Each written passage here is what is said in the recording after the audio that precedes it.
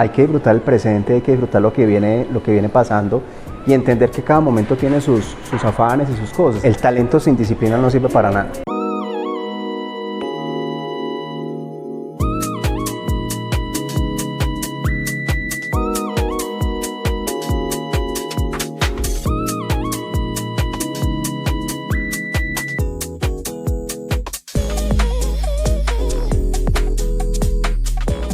Hola, hola, soy Tantana. Yo soy Pela de Desenfrenadas. El día de hoy estamos con un invitado especial, un invitado más especial a nuestro canal y queremos que él se presente. Hola, un placer estar por acá, hablando de muchos temas, supongo yo, tomándonos un cafecito. Mi nombre es Jerónimo Rivera, soy profesor, investigador y jurado, curador, bueno, muchas cosas, hiperactivo diría yo. A nosotros nos gustan siempre que se presenten porque normalmente los periodistas son los que los presentan, pero nos gustan que digan cuál es la percepción de ellos. En todos los campos en los que te destacas, ¿cuál sientes que es como el que más te apasiona?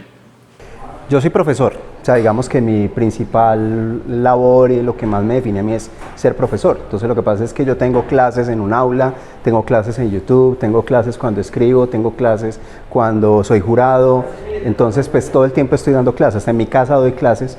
Entonces, y bueno, y no solamente es dar clases, porque también queda una sensación como pretenciosa de que yo sé mucho y tengo que enseñar, sino que es que el acto de enseñar lleva implícito el aprender. Y yo creo que más que soy un profesor, pero también como buen profesor tengo que ser un gran aprendiz.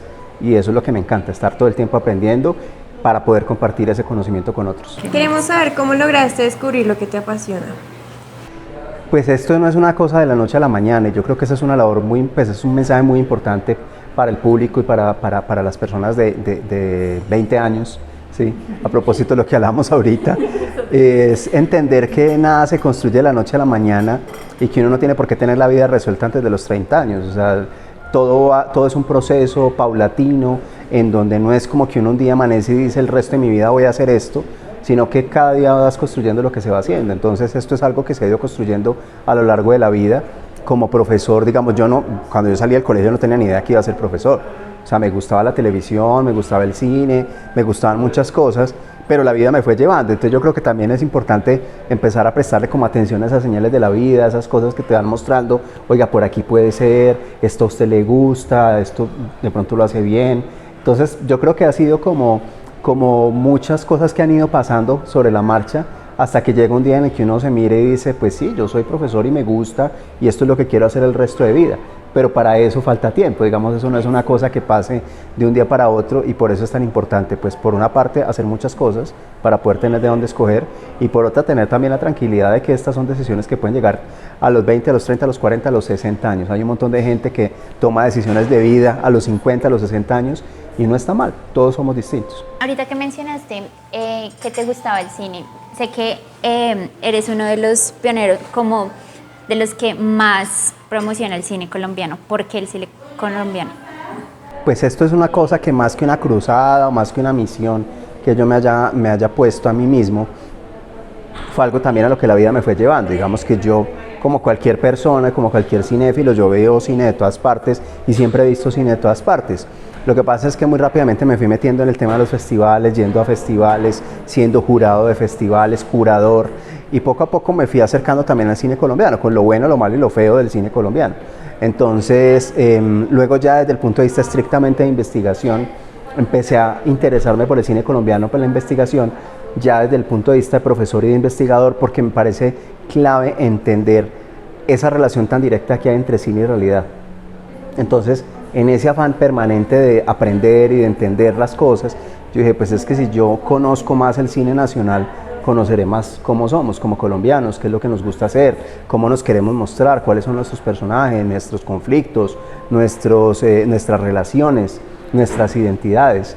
Entonces, alrededor de eso ha girado toda mi actividad de investigación, y paralelamente una actividad de crítico, de analista, de las 20.000 cosas que les digo que hago, pues que también han tenido mucho que ver con esto, con el tema del cine colombiano. Y bueno, y de poco a poco, pues también he ido ampliando un círculo de amigos, de gente conocida que hace cine acá en Colombia, y que pues es muy bonito también no solamente ver las películas y analizarlas fríamente, sino entender todos los procesos que hay detrás y lo que implica, y la quijotada tan grande que es hacer una película en este país. Hay algo que es importante, y es que, digamos, no todos conocemos gran variedad de cine colombiano, porque siempre estamos como acostumbrados al paseo 80.000.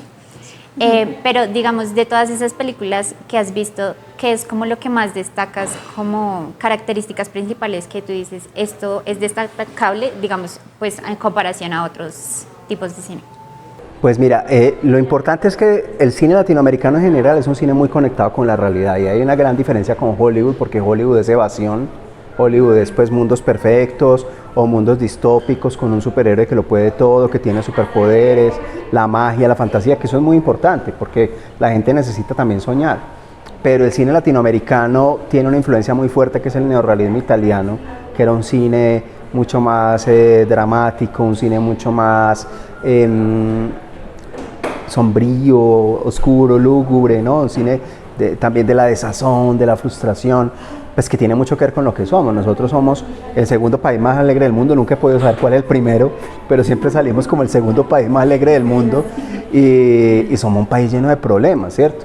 Entonces, eso es muy bonito, porque pues así sea una cifra muy cuestionable, uno puede decir, listo, pues somos un país que sufre mucho, que ha tenido unos problemas y que ha tenido una historia supremamente fuerte, llena de sangre, violencia y demás, pero al fin y al cabo también sabemos reírnos de eso, también sabemos aprovechar las situaciones y ponerlas a nuestro favor. Entonces yo creo que el cine tiene un poco de eso también, el cine colombiano, o sea, es un cine que ha sido hecho tradicionalmente con las uñas, que cada vez va siendo más industrial, cada vez las películas se ven de una mayor factura, de una mejor calidad, cada vez hacemos más películas para el mercado internacional con gente de otros países, pero pues no perdemos esa esencia, ¿no? Esa relación con la realidad, ese mostrar lo que nos pasa, cómo somos, cómo enfrentamos la vida.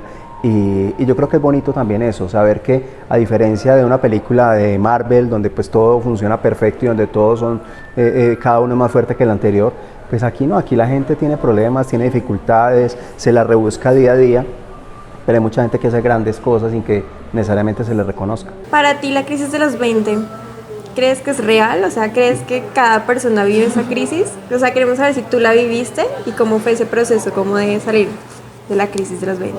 A mí me causó mucha sensación cuando vi el título de la crisis de los 20, porque nunca había escuchado la crisis de los 20, o sea, siempre se habla de la crisis de los 40 como la más famosa, ¿no? Que todos los cuarentones vamos y compramos una Harley y conseguimos una niña para ponerle los cachos a la esposa, y esa era como la que yo conocía, la crisis de los 40.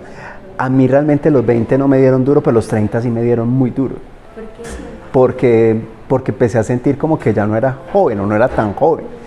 Y el concepto de los jóvenes es súper relativo, ¿cierto? Porque además, si ustedes se fijan, por eso existe otro cliché, que los 40 son los nuevos 30, los 30 son los nuevos 20, en fin. Y a medida que uno va creciendo, va justificando. Si uno tiene 30, no, pues una persona de 30 es súper joven. Si uno tiene 40, ay, no, pero es que no. No, pues mi abuelita se reunía con las muchachas, ¿no? Y todas las muchachas tenían menos de 70 años, tenían más de 70 años, porque claro, la definición de joven es uno, y los que tienen la de uno, ¿cierto? O menos que uno. Entonces, pues claramente el tema de la juventud es un tema supremamente relativo, porque depende mucho de quién es uno. Y por eso es que uno ve dos personas de la misma edad y uno dice, es imposible que tengan la misma edad, porque se ven distintos. Y este fin de semana justo hablaba con un amigo, me decía, pues ustedes que están en las universidades, al estar rodeados de juventud, eso también se va pegando, ¿no? Entonces uno como que se siente joven, o sea, uno no se siente pues como viejo, porque todo el tiempo está en contacto con los jóvenes, hablando con ellos, muy metidos en contacto con ellos. Entonces esto es supremamente relativo. Entonces cuando yo llegué a los 30 años, yo dije como, no, ya no soy joven, ya estoy viejo, tal. Y es chistoso porque eso fue hace un montón de rato, y yo creo que yo me siento más joven ahora que cuando tenía 30 años. Porque claramente, así suena cliché, pero la juventud es un estado del alma, pues entonces finalmente no se trata de cuántos años llevas, sino de cuántos te quedan, ¿no? De cuántos pueden quedarte, de cómo te sientes en el momento en el que estás, ¿cierto? Entonces, pues claro, la crisis de los 20 la entiendo en el sentido de que es un momento de tomar decisiones muy trascendentales, y que uno no se siente preparado para tomar, que yo creo que esa es la principal parte preocupante, y es que uno es muy inseguro, uno no sabe si ya ha hecho lo suficiente. Está esa crisis del impostor que es tan horrible, ¿no? De decir, no, yo no, a mi edad ya mucha gente tiene todo decidido, y entonces es un momento difícil porque empiezan los amigos a casarse y empieza la gente a graduarse y empiezan a hacer especializaciones, y van ustedes en la competencia en el momento del embalaje, ¿no? En el momento en el que hay que correr más y en el que hay poco tiempo para todo, y está el reloj biológico de las mujeres, entonces tengo que tener hijos, en fin, un montón de presiones que finalmente es la sociedad la que las pone, pero que a la larga pues es una época fantástica. O sea, para mí es prácticamente la mejor edad, o sea, los 20 me parece la mejor época porque es un momento en el que ya has hecho algunas cosas, pero te quedan un montón por hacer. Claro, en el momento uno no lo disfruta, lo triste es eso, que uno no lo disfruta, que uno está tan estresado que se le olvida de disfrutar, pero también es cierto que cuando uno ya tiene más edad se vuelve muy nostálgico y romantiza mucho todo. Entonces, cuando yo pienso, por ejemplo, en mi adolescencia, digo, ay, tan chévere, uno adolescente, no sé qué, sin responsabilidades, tal, pero cuando uno piensa y dice, a ver, ¿en serio era así? No, no era así, o sea, era aburrido, eran más los días que estaba uno aburrido mirando para el techo sin saber qué hacer, preocupado porque no lograba encontrar lo que quería hacer en la vida. Entonces, pues finalmente yo creo que el gran mensaje ahí es, hay que disfrutar el presente, hay que disfrutar lo que viene pasando, y entender que cada momento tiene sus afanes y sus cosas. A veces también cometemos un error los que tenemos más de 20 años, es subvalorar las personas que están en ese momento o tratar de minimizar sus problemas simplemente porque ya pasamos por ahí. Pero es que en el momento que pasamos por ahí también fueron grandes problemas para nosotros. Entonces, no, pues para mí es una época muy chévere. Lo que pasa es que sí tiene mucha presión. O sea, siento que hay una presión muy fuerte porque es como la época de... Cada época tiene como un momento, ¿no? Yo creo que el momento de los 20 es el de las decisiones. Y eso es lo complicado, ¿cierto? Porque se supone que son decisiones para toda la vida, pero les hago spoiler, no es así. O sea, uno puede tomar decisiones a los 20 y reversarlas a los 30. Sí, o sea, ese es el gran spoiler. O sea, si tú a los 20, casi que cualquier decisión, la única decisión que uno no reversa en la vida es tener hijos, porque los hijos son para toda la vida. Pero si tú te casas a los 20, te puedes separar a los 30. Si a los 20 te metes a estudiar una carrera, puedes estudiar otra a los 28. O sea, digamos que también es entender un poco que no hay que pensar siempre tan trascendentales, a decir, no, estoy tomando una decisión que marcará el resto de mi vida. No necesariamente. O sea, chévere si es así, y hay gente a la que le sale. Pero hay gente que encuentra su vocación a los 40 años, inclusive en la actuación. ¿Cuántos actores, no? Morgan Freeman, su primer gran papel fue después de los 50 años. Entonces, pues no pasa nada. Finalmente también hay que entender que la vida de todos es distinta, y sobre todo evitar ese afán tan horrible de estarse comparando, que ahorita con las redes sociales es tenaz porque todo el tiempo estamos viendo que todo el mundo es mejor que yo, y todo el mundo es más lindo que yo, y todo el mundo es más exitoso que yo, y es una gran farsa. Sabemos que no es así, sabemos que todo el mundo tiene dos identidades, el que realmente es y el que quiere que los demás crean que es. Entonces, pues mi invitación sería eso, o sea, ir poco a poco, entendiendo que nada es tan trascendental como que es para toda la vida, sino que pues uno va probando, y si las cosas funcionan, perfecto, y si no, pues no pasa nada. Ahorita que hablaste de lo de que estás rodeado de tanta juventud y haces seguimientos, digamos, ahorita como, digamos, en promedio a la gente de los 20, ¿cómo es hacerle seguimiento conociendo como todas estas crisis que pueden estar ahorita, que son, pues, digamos, un tema más latente hoy en día? Mira, en mi caso hay una cosa que yo creo que es muy bonita, y es que cuando yo empecé a ser profesor yo tenía 20 años, literal 20 años. Y no estoy diciendo pues que no para nada. O sea, como les digo, cada quien tiene su camino, ¿cierto? Entonces yo, porque soy muy nerd, entonces arranqué a los 21 años, tenía 21 años cuando me paré por primera vez frente a un salón de clases. Y en ese momento yo era un niño. Claro. Y me sentía un niño. Y me sentía supremamente acomplejado porque era muy chiquito para estar frente a un salón de clase, y yo tuve grupos en los que el menor era yo, que era el profesor. Todos los alumnos eran más grandes que yo, y estuve mucho tiempo y yo no le decía a nadie mi edad, y me daba susto y me ponía corbata para que me viera viejo. Entonces me ha pasado algo muy bonito, y es que con el tiempo he ido cambiando mi perspectiva y mi distancia frente a esos 20, porque mis alumnos suelen tener 20 años, ¿cierto? Más o menos, entre 18 y 22, 23 años.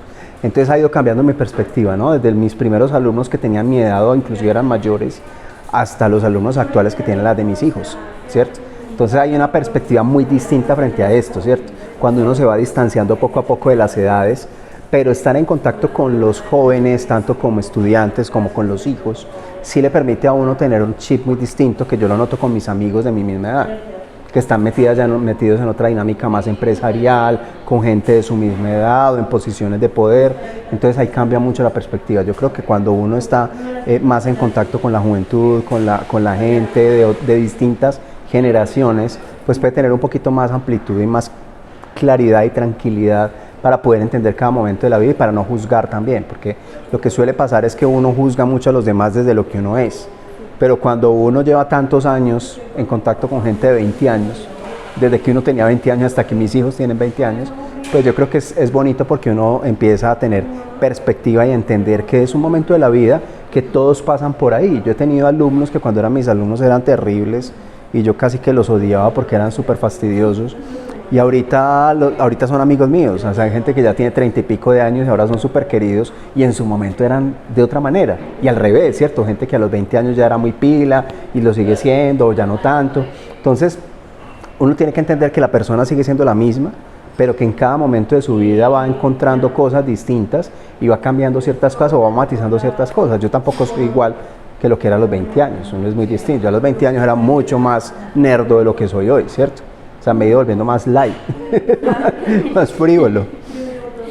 Porque uno va entendiendo cosas, ¿cierto? Va entendiendo cosas y los ideales y las metas uno se las va replanteando sobre el camino. A veces las pones más lejos, a veces las pones más cerca, pero pues es un recorrido en el que todos vamos ahí y hay que ser compasivo porque uno no sabe cuáles son las cargas que cada quien está llevando, ¿cierto?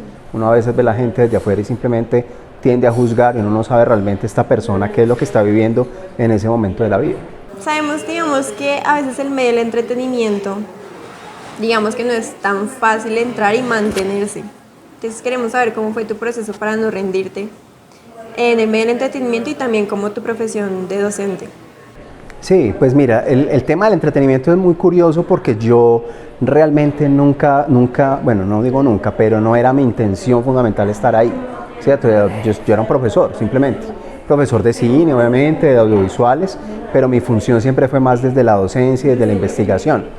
Pero poco a poco, sobre todo desde que me vine a vivir acá a Bogotá, fui entrando mucho más en contacto con los festivales, con los eventos, participando activamente, dando talleres, dando conferencias, siendo jurado, siendo curador, y poco a poco me fui metiendo cada vez más en el medio. Entonces llegó un momento muy clave para mí, que fue que me llamaron a ser parte del comité técnico de los premios India Catalina.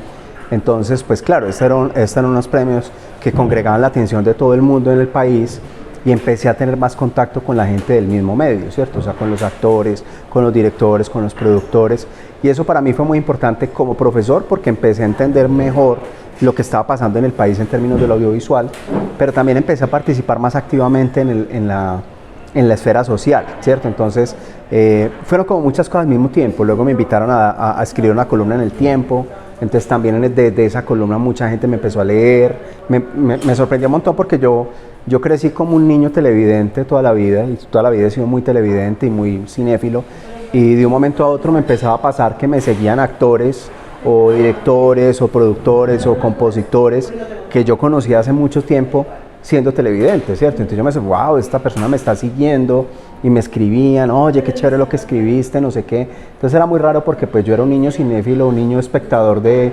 televisión y de cine, que de un momento a otro esa gente que yo admiraba me empezaba a admirar también, me empezaba también a escribir, a decirme, oye, qué chévere lo que está haciendo, quiero invitarlo a tal cosa, quiero que nos tomemos un café para conversar. Entonces, la verdad es que fue como medio accidental que me terminé metiendo acá, en esta esfera. Y lo que hablamos ahorita es curioso porque además con el tema de los actores me ha ido pasando, ¿cierto? Tengo muchos amigos actores y poco a poco me he ido involucrando más con la esfera de los actores. He sido jurado de premios, pues aparte de los India Catalina ahorita estoy con los premios Bravo también, que son los premios de los actores. He tenido mucho contacto y me han invitado a varias cosas de la asociación, de la sociedad de gestión, porque el tema de la actuación pues siempre me pareció muy interesante. Nunca fui actor, bueno, sí fui actor, pero aficionado, como en el colegio, y me gustaba mucho. Pero realmente siempre estuve más detrás de cámaras, me sentí siempre más cómodo detrás de cámaras. Entonces sí, pues ha sido una cosa muy bonita porque ha sido muy paulatino, sin que yo lo haya forzado, sin que haya pues tocado puertas realmente, sino que fue bonito porque desde mi propio trabajo logré ir poco a poco teniendo alguna credibilidad. Ahorita nombraste algo muy importante y era como el tema de que a lo largo de la vida los sueños se van como cambiando y las metas se van replanteando. Así es. ¿Cómo sientes que has cambiado esa percepción, digamos, de cuando estabas empezando a tomar la decisión de qué hacer con tu vida al día de hoy en cuanto a las metas? Sí, pues mira, por eso les decía, yo hacía el chiste ahorita de que estoy más frívolo, pero tiene que ver con esto, y es que cuando yo tenía 22, 23 años, yo ya era investigador, o sea, llevo muchos años investigando, y yo era muy formal en muchas cosas. Entonces yo escribía artículos pensando pues que era el gran teórico de la investigación y de la comunicación, y escribí libros, de hecho, a esa edad, que yo sigo siendo investigador, pero yo ahorita leo eso que yo escribía y digo, uy, este man tan aburrido, como tan prepotente, tan pretencioso. Y es chistoso cuando uno es investigador, porque me ha pasado varias veces que yo estoy buscando información sobre lo que estoy investigando y he encontrado citas mías que no reconozco. O sea, yo escribí esto. ¿Y este quién es? Este man, ¿quién es el que está escribiendo eso? O sea, es una cosa muy rara. Entonces, poco a poco he ido cambiando en el sentido de que tengo ya varios frentes, ¿no? Entonces ya no es solamente que me interese escribir libros para académicos y para la gran ciencia de la comunicación, que lo sigo haciendo también, sino que ya me interesa también mucho más conectar con la gente, ¿cierto? Y poder escribir para la gente del medio y poder tener alguna influencia en el medio mediante lo que escribo, participar en el debate público, que si hay algún tema complejo, complicado, yo pueda aportar desde las columnas de opinión. Entonces eso ha sido también muy bonito porque me ha dado otra perspectiva, ¿cierto? Ya no de la gente más académica y los doctores de la comunicación, que vuelvo y lo digo, lo sigo haciendo y no me choca, me gusta hacerlo, pero también me encanta escribir un artículo en donde cualquier persona diga, oiga, qué chévere eso que escribió, o hacer un video en YouTube en donde la gente me puede ver y decir, uy, que aprendí ese tema gracias a usted. Entonces, pues yo creo que ha sido como la reorientación que le he ido dando a mi carrera, en el sentido de ya no buscar ser la figura más aclamada de la ciencia, de la comunicación, sino buscar simplemente ser alguien que puede orientar en un debate público, que puede hablar de ciertos temas que le interesan a la gente, que puede tener alguna influencia en el cine colombiano o en la gente que hace cine colombiano, y yo creo que hacia allá he ido caminando y hasta ahora me ha ido bien. Hablando de sueños, ¿qué has tenido que arriesgar para poder cumplirlos? Uy, no, lo más difícil y lo que más arriesga cualquier persona, y el riesgo más grande es la familia. La familia. Y ahí también hay un cambio muy radical. O sea, yo cuando estaba muy joven, pues justamente en esos 20s, que uno trata de hacerlo todo y que uno siente que no hay tiempo, yo me extralimité en 20.000 cosas, a estudiar un montón, a escribir libros, a escribir artículos, a dar conferencias, y mis hijos estaban pequeños. Entonces era muy difícil porque pues yo tenía que, también fui padre muy joven, ¿no? Entonces empezar a lidiar con los hijos pequeños mientras trabajaba de tiempo completo, haciendo una maestría, escribiendo, no sé qué, haciendo 20.000 cosas. Y entonces, claro, cuando uno mira en perspectiva, siente un poquito de culpa de decir, yo pude haberle dedicado más tiempo a disfrutar de mis hijos, a estar con ellos, a compartir. Afortunadamente muy pronto me di cuenta que eso no tenía sentido y empecé a conectar más con ellos y a dedicarles más tiempo, y ahorita somos supremamente amigos. O sea, lo chévere de tener hijos, de no tener tanta diferencia de edad con los hijos, es que yo me entiendo súper bien con ellos y compartimos y pasamos súper rico, como amigos pues. Porque no hay tanta diferencia de edad, porque compartimos gustos, porque nos gusta conversar de las mismas cosas. Entonces yo creo que el gran riesgo ahí es alejarse de la familia, de los amigos, porque claramente uno tiene unas metas profesionales, pero siempre siento que el tema afectivo es más importante. O sea, si uno abandona la parte afectiva, pues sí, puedes llegar a ser muy exitoso, pero ¿qué tan exitoso es alguien que no tiene afectos cercanos? O sea, me parece que eso no es el éxito. Tengo entendido que lo primero que estudiaste fue comunicación social, ¿verdad? Sí. En el momento en que tomaste la decisión de estudiar eso, ¿cómo lo recibieron las personas cercanas a ti? Bien, lo que pasa es que me pasó lo que a todo el mundo. O sea, cuando uno empieza a estudiar una carrera, no estudia como lo que uno más o menos imagina que puede ser. O sea, eso es una cosa como es casi una lotería. O sea, finalmente a mí me fue bien, pero me hubiera podido ir terrible también, porque es que uno no tenía tanta claridad, y en esa época peor, porque pues no había internet. Entonces esto parece como si yo fuera un dinosaurio, pues que internet tampoco es que lleve tantos años, ya uno decía, ahora no había internet, anciano. No, realmente cuando estaba en el colegio no existía internet, y no había internet en los colegios, entonces todo era muy de papel, muy de cosas, muy enciclopedia. Tal cual, había una enciclopedia, decía, ¿qué estudiar? Y había una enciclopedia, uno ahí mirando la enciclopedia. Y habían psicoorientadores en los colegios, entonces le hacían un test, usted puede estudiar comunicación, ok. Entonces uno entraba muy a ciegas, o sea, tenías que ir hasta la universidad a pedir un papel para uno mirar más o menos de qué trataba la carrera, porque no es la facilidad que hay ahora de que uno te metes a las páginas web de cualquier universidad del mundo y ahí ves el perfil, los profesores, todo eso. No, en esa época eso no existía.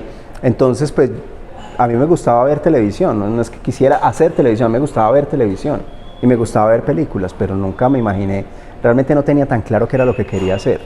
Y entré a estudiar comunicación social porque en un momento lo rechacé mucho pensando que era periodismo y yo también pensaba que periodismo era solamente el reportero que iba a entrevistar a la señora que se le había acabado de caer la casa. Pero luego me enteré que no, pues que comunicación social era una cosa mucho más amplia, o sea que no era solamente el reporterismo de guerra, por así decirlo, que es lo que uno suele asociar, sino que hay muchas áreas y una de esas áreas que luego lo entendí fue el periodismo cultural. Finalmente yo hice las paces con mi carrera porque a mí muchas veces me felicitaban por el Día del Periodista y yo decía, no, es que yo no soy periodista. Pero llegó un momento en el que dije, no, yo sí soy periodista, lo que pasa es que soy un periodista cultural, o sea, no soy un reportero, no soy un periodista de farándula, no, soy un periodista cultural, eso es lo que yo hago. Entonces, pues esa fue mi carrera. Claramente yo hubiera escogido, y si yo tuviera la posibilidad de vivir en esta época como estudiante de colegio, yo habría estudiado cine, claramente, o audiovisual. Lo que pasa es que también en ese momento, yo soy de Medellín, y en ese momento en Medellín no había carreras de cine ni de audiovisual, o sea, las carreras eran comunicación social, y la única carrera que existía en ese momento de cine era en la Nacional en Bogotá, pero yo tenía 16 años, a mí no me iban a dejar venir a Bogotá pues a estudiar solo, entonces pues terminé estudiando comunicación social y no me arrepiento, yo pienso que fue una buena formación de base. Y ya más adelante pues sí estudié cine, ¿cierto? Y sí me fui a estudiar cine a Cuba y después hice una maestría, un doctorado, pero digamos que la base sí fue comunicación social y periodismo. ¿Qué cualidades que tú tienes han permitido que llegues hasta el día de hoy? Yo creo que la más importante es la disciplina realmente. O sea, a mí me gusta mucho decir que el talento sin disciplina no sirve para nada y que a veces la disciplina puede suplir la falta de talento. O sea, y yo recuerdo, aquí tuvimos a Guillermo Arriaga, que es un gran escritor, que es escritor y fue el guionista de Amores Perros, de muchas películas, de Alejandro González Iñárritu, y él les decía a los chicos de una manera muy, muy brusca, pero tenía razón, decía, ninguno de ustedes tiene talento, si tuviera mucho talento yo ya lo conocería, ¿cierto? Entonces decía de una manera muy brusca, pero lo que quiero decir es que un talento excepcional, pues ¿quién tiene un talento excepcional? O sea, un genio. Y ninguno de nosotros somos genios, ¿cierto? O sea, yo no siento que tengo un gran talento, no. Pues uno es una persona, o sea, yo soy un tipo disciplinado, constante, persistente, trabajador, pero que yo diga, uy, qué tipo tan talentoso, no, pues un tipo común y corriente que es disciplinado y es trabajador. Entonces yo creo que para mí lo más importante es eso, la disciplina, la pasión, sí me parece clave, porque a mí me gusta mucho lo que hago y trato de transmitirlo cuando doy una clase, cuando hago un video, cuando escribo, trato de transmitir esa pasión. Y me gusta mucho cuando la gente lo reconoce, o sea, yo, más que la gente diga, uy, qué tipo como sabe, y yo digo, que la gente diga, qué tipo como le gusta lo que hace. Eso es lo que yo más valoro, la verdad. A lo largo de todo el proceso que tuviste que llevar, digamos, de ir descubriendo lo que te gustaba, ¿qué relaciones interpersonales sientes que fueron claves para, como que tu ancla, para poder, digamos, hacer todo el proceso? No, pues claramente la familia es lo más importante, o sea, para mí no... Pues todo gira alrededor de la familia para mí, o sea, pues mi esposa fue un apoyo fundamental, mis padres primero que todo, por supuesto, mi hermano ha sido muy importante también para mí, mis hijos ahora, pues desde hace muchos años, porque yo siento que esa es justamente esa ancla, ¿no? Esa es la que le permite a uno tener los pies sobre la tierra, no caer en ninguno de los extremos, porque yo siento que a uno le puede ir muy mal o muy bien, y si le va muy mal o le va muy bien, uno tiende a generalizarlo, ¿cierto? Entonces, o a irse al piso y entonces soy lo peor y nada, no hay nada peor que yo, y yo soy, ¿por qué me pasa a mí esto, o el otro que también es peligrosísimo, no, yo me las sé todas, soy lo máximo, nadie nadie es como yo, y creo que ninguna de las dos deben ser. Es decir, una cosa que yo le digo mucho a mis hijos es que uno no es ni más ni menos que nadie, es decir, no eres menos como para que pasen por encima de ti, o sea, ti tienes que hacerte respetar, pero tampoco eres más que nadie. O sea, finalmente todos tenemos unas carreras distintas y unas posiciones distintas y unas oportunidades distintas. Entonces tampoco estoy de acuerdo y me molesta mucho la gente que solo por tener un título, una trayectoria, una experiencia o un reconocimiento ya sienta que está por encima de los demás. Entonces yo creo que tener la familia lo ancla a uno, porque usted puede ser el tipo más famoso del mundo, pero igual llega a su casa y en su casa es el papá de los muchachitos y el esposo de la señora o el hijo de la mamá. Es común y corriente. Entonces esta gente que lo conoce a uno de toda la vida, la que le da la posibilidad a uno de estar con los pies sobre la tierra. Porque siempre existe como esa tentación, ¿no? Cuando uno le empieza a ir bien, entonces la gente empiezan los elogios, los buenos comentarios, no sé qué, los titulares, entonces corren el riesgo de creérselo, pero cuando uno se da cuenta que los buenos amigos y la familia están ahí, y dice, no, pues no, yo soy el de siempre, lo que pasa es que pues bueno, he sido afortunado. ¿Hoy en día te sientes exitoso o realizado? Yo creo que sí, porque siento que ser exitoso es hacer lo que a uno le gusta, y yo hago lo que me gusta, y me pagan por hacer lo que me gusta, y siento que pues la definición de éxito por excelencia es ese. No digo ni que sea el mejor, ni que sea el más famoso, ni más popular, no, pero sí hago lo que me gusta y en ese sentido yo creo que puedo decir que soy exitoso, sin decir pues que ya llegué a donde quiero llegar o que ya logré todo lo que quería en la vida, no. Yo siento que uno tiene que ir poco a poco con distintas metas y trabajando poco a poco en cada proyecto, pero hay una cosa muy bonita de tener varios proyectos y varias metas, es que uno es muy consciente que llegas a la meta y se acabó, sigue otra, o sea, no hay como una meta final. Y yo creo que a todos nos ha pasado eso, que es como la tusa después del éxito, ¿no? Sí. O sea, como el momento en el que uno dice, fue madre, mi grado, lo estoy esperando, y al otro día igual te tienes que levantar, lavarte los dientes, irte a desayunar. O sea, es como un día normal, ¿cierto? Y a mí me ha pasado eso muchas veces, o sea, como cosas que yo esperaba con muchas ansias y que yo decía, no, el día que obtenga mi doctorado, eso va a ser como... No, al otro día normal me levanté y tuve que ir a trabajar, ¿cierto? O sea, es un día común y corriente, entonces yo creo que también es importante entender que todos los éxitos, esas pequeñas metas, pues generan una gran satisfacción, pero todo es momentáneo, o sea, son cosas que pasan, finalmente siguen pasando y de eso se trata la vida, no de llegar a una gran meta y qué bueno que es así, porque imagínense cómo sería terrible que uno dijera, mi meta es y cuando llego entonces, ¿ahora qué hago? Me morí, porque ya no tengo nada más por qué vivir, entonces yo creo que también es chévere ir como poco a poco trazándose metas y siendo muy consciente que cada meta simplemente es la satisfacción de lo que uno hizo, tomarse media hora para decir, qué chévere, lo logré y ya, sigue la vida. Hoy en día, ¿qué meta sientes que está más próxima a cumplir? Pues es que hay muchas, pero son chiquitas, o sea, yo siento que en este punto de la vida ya no es como conseguir la gran meta, como buscar eso, no, yo creo que es una meta como que uno va logrando poco a poco, ¿cierto?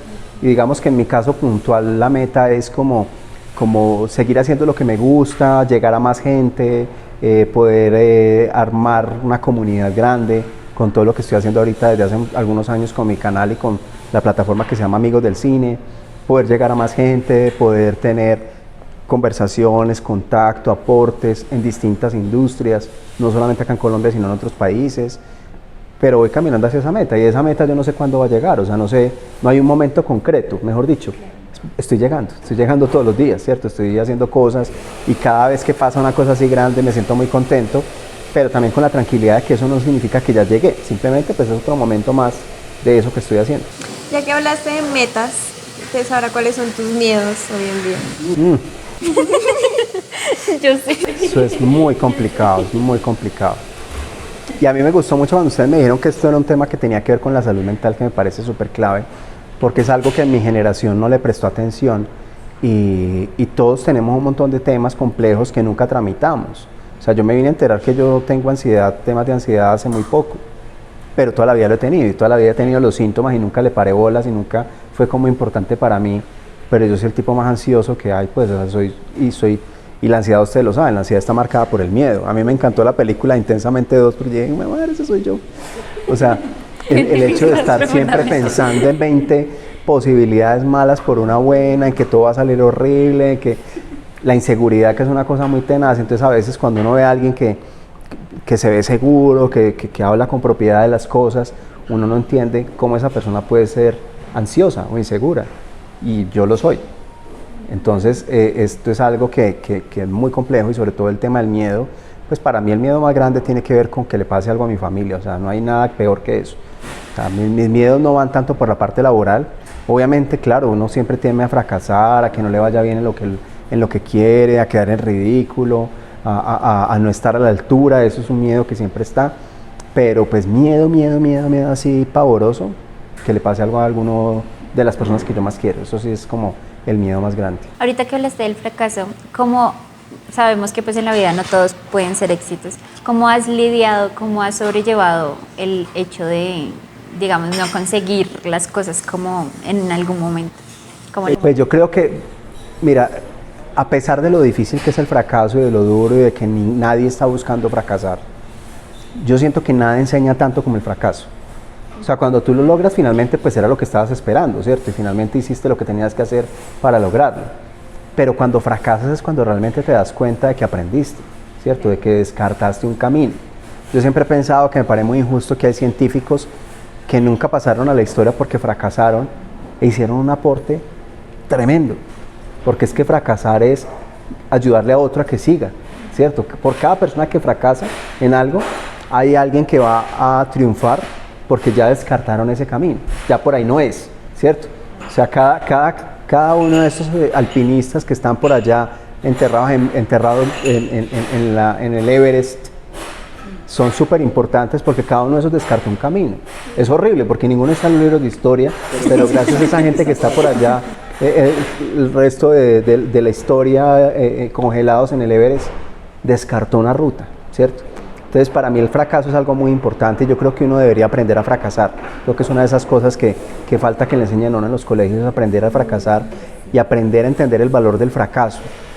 Porque también hay un discurso muy terrible que creo que cada vez estamos siendo más conscientes de eso, que ese es el positivismo tóxico. Entonces, siempre hay que estar bien, ¿no? Siempre nadie está bien siempre. De hecho, yo desconfío profundamente de la gente que siempre está bien, porque me parece que eso es negarse uno la posibilidad de que en algún momento no está bien, de que en algún momento fracasaste, de que no todo lo que hiciste te salió bien, y eso es lo normal de la vida.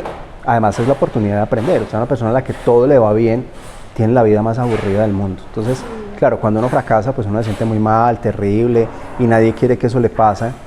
Pero cuando pasa el tiempo y cuando pasan los años y uno mira para atrás y dice, oiga, todo lo que yo aprendí ese día no lo entendí porque estaba cegado por la tristeza del fracaso, pero cuando uno lo mira en perspectiva dice, qué bueno fue, porque finalmente aprendí.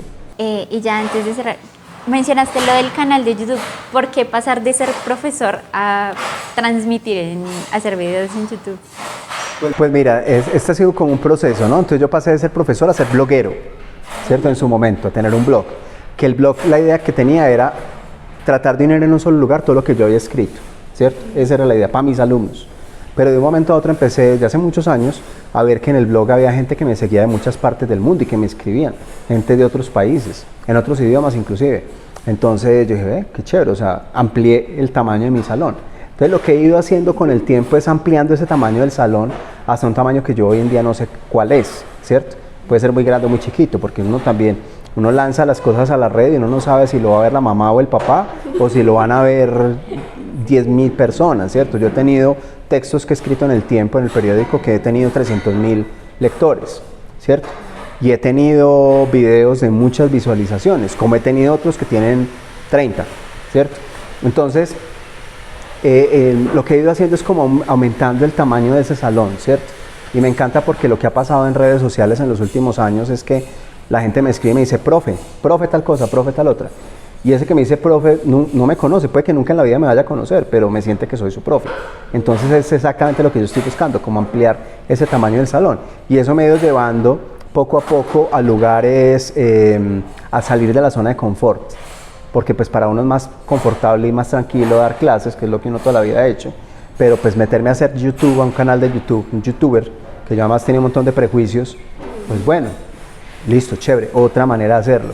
Hace poco me volvió a pasar, entonces me decían, sobre todo la gente más joven que me seguía, profe, ¿por qué no hablo de un canal de TikTok? Y yo, pero TikTok, yo no voy a salir ahí bailando, haciendo el ridículo.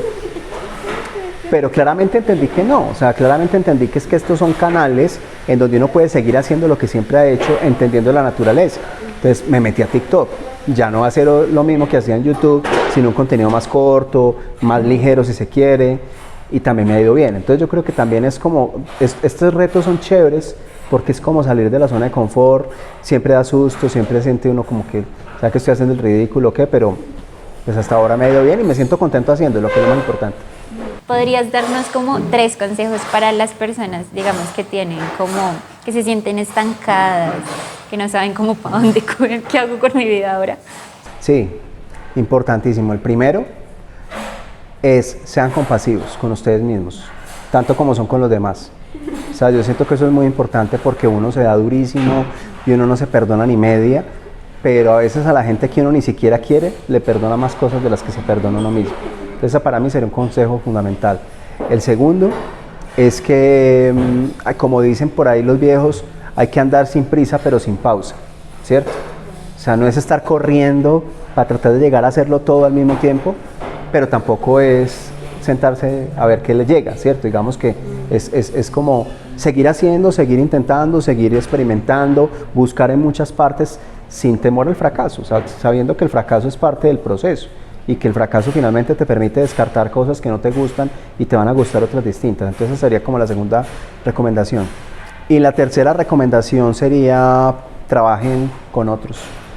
Eso también es muy importante, buscar, sobre todo a los 20 años es clave eso, o sea, encontrar esos aliados, encontrar esa gente, y no solamente gente de la misma edad, a veces uno también necesita, por ejemplo, claro, tenés tu partner que es tu compañera que te ayuda, que te apoya, que está ayudándote, tu compinche en tus proyectos, pero a veces necesitas también a alguien mayor que te dé consejos, a veces necesitas a alguien más joven que te dé otra perspectiva. Entonces también entender como que finalmente el éxito que uno pueda tener en una empresa, cualquiera que sea, también está no solamente por tus capacidades y tus posibilidades personales, sino también por eso que los demás te pueden aportar. Bueno, pues muchas gracias, qué chévere. Muchas gracias a ti por aceptar la invitación a estar en este canal. Así que eso fue todo por el día de hoy, por el episodio de hoy. Espero que lo hayan disfrutado tanto como nosotros disfrutamos hablando. Nos vemos la próxima semana en un nuevo episodio. Nuestras redes sociales van a estar apareciendo en la descripción. No se olviden de compartir el video, darle like, suscribirse, seguirnos en todas nuestras redes sociales. Como ya dijimos, están en la descripción. Yo soy Tantana. Yo soy Bella. De Frenadas. Y estuvimos con Jerónimo Rivera.